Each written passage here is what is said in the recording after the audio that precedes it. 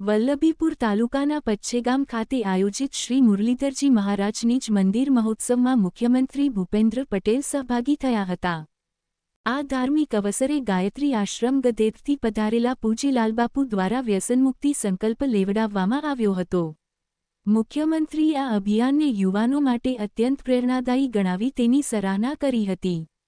આ પ્રસંગે પૂજ્ય સંતશ્રી લાલબાપુ, ગુજરાત પ્રદેશ ભાજપ પ્રમુખ જગદીશ વિશ્વકર્મા, કૃષિ મંત્રી જીતુ વાઘાણી, જિલ્લા પંચાયતના પ્રમુખ રૈયાબેન મિયાણી, ધારાસભ્યો શંભુપ્રસાદ ટુંડિયા અને કિરીટસિંહ રાણા, પૂર્વ મંત્રી ભૂપેન્દ્રસિંહ ચુડાસમા, સંતો મહંતો સહિત મોટી સંખ્યામાં ભક્તજનો ઉપસ્થિત રહ્યા હતા। લાખો શ્રદ્ધાળુઓએ આજની કથા શ્રાવણનો લાભ લીધો હતો। શ્રી મુરલીધર મહારાજ ના નિજ મંદિર પ્રવેશોત્સવ, શ્રીમદ ભાગવત સપ્તાહ જ્ઞાનયજ્ઞ અને 551 કુંડી મહાવિષ્ણુ યજ્ઞ કાર્યક્રમમાં આપણી સૌની સાથે મંચ ઉપર ઉપસ્થિત પૂજ્ય ભાઈ શ્રી રમેશભાઈ ઓઝા, પૂજ્ય સંત શ્રી લાલબાપુ, ભારતીય જનતા પાર્ટીના પ્રદેશ અધ્યક્ષ શ્રી જગદીશભાઈ વિશ્વકર્મા, મારા साथी मंत्री श्री जीतूभाई, हमारा वडील मुरब्बी भूपेंद्र सिंह जी, किरीट सिंह जी, शंभुनाथ जी, सौ वडील मुरब्बीओ, आमंत्रित सर्वे महानुभाव, प्रेस मीडिया मित्रों, सौने मारा नमस्कार। जय श्री कृष्ण।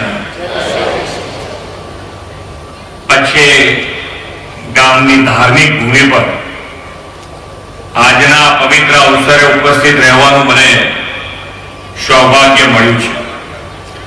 भगवान श्री मुरलीधरजी दादाना भव्य नूतन मंदिरना प्रवेशोत्सव साथे 551 कुंडी श्री महाविष्णु यज्ञ અને શ્રીમદ ભાગવત કથાનો મહોત્સવ એ ત્રિવેણી સંગમનો અવસર છે। એમાં પણ વિશ્વ પ્રસિદ્ધ ભાગવત કથાકાર પૂજ્ય ભાઈ શ્રી રમેશભાઈ ઓઝાના મુખ્યત્વે તેનું રસપાન એ તો ઘેર બેઠા ગંગા જેવું છે।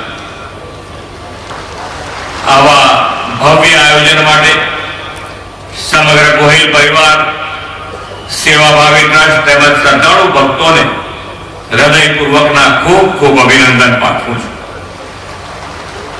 વિશ્વ નેતાની યશસ્વી વડાપ્રધાન શ્રી નરેન્દ્રભાઈ મોદીએ સનાતન સંસ્કૃતિ, ધર્મ અને વિરાસતોના ગૌરવની આપણી પરંપરા વિશ્વમાં ઉજાગર કરીને ધર્મ સંસ્કારનું પુનર્જાગરણ કર્યું છે।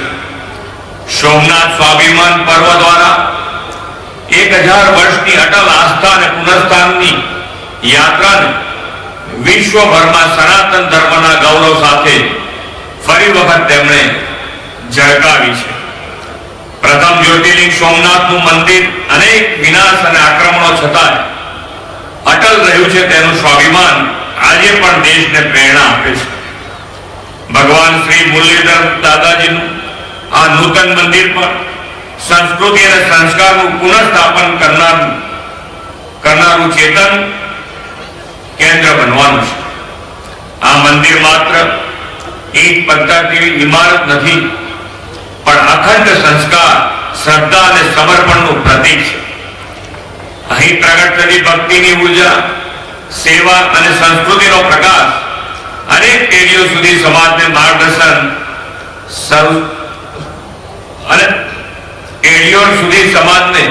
માર્ગદર્શન આપશે તેવી મને શ્રદ્ધા છે। ભગવાન શ્રી મુરલીધરજી મહારાજ પ્રત્યેની અડગ આસ્થા અને ભક્તિનો જે આધ્યાત્મિક વારસો અહીં વણાયો છે તે આપણને સંસ્કૃતિ સાથે જોડી રાખ્યું છે।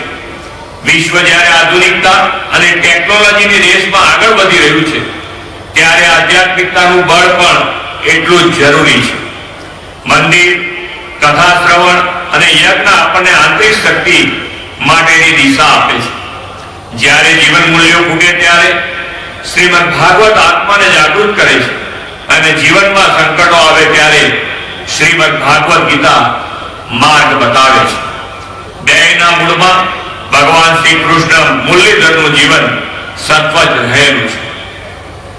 गुजरात को सदनसीब छे ભગવાન શ્રી કૃષ્ણ દ્વારિકામાં વસ્યા અને આધુનિક જીવનશૈલીમાં પણ ધર્મ આચરણ આત્મસાત કરવાનું દર્શન આપ્યું છે.